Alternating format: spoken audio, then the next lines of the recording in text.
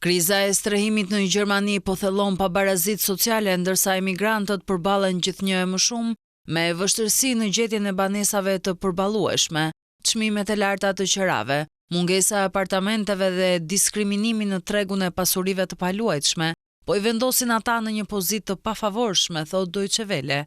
Në qytete si Berlini, gjetja e një apartamenti me qera, me çmim të arsyeshëm, është bërë pothuajse e pamundur për familjet me të ardhura mesatare. Së fundmi, sipas medias së njohur, apartamentet mbi 100 metra katror kanë mbërritur një qera prej deri në 4.000 euro në muaj, ndërsa ofertat më të lira shpesh ndodheshin në periferi dhe në kushte jo të mira banimi.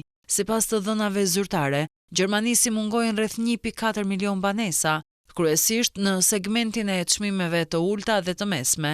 Kjo situatë por rëndohet edhe më shumë nga rritja e popullsisë dhe shtimi i numrit të familjeve me një antar.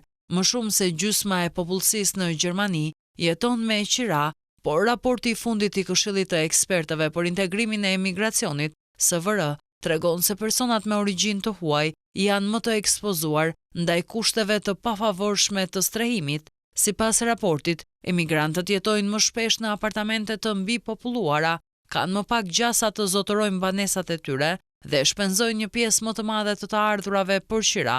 Ekspertët theksojnë se emigrantët përballen edhe me pengesa shtesë, si të ardhurat më të ulta, statusi i pasigurt i qëndrimit dhe barierat gjuhësore, ndërsa problem është edhe diskriminimi në tregun e banesave për shkak të origjinës së tyre.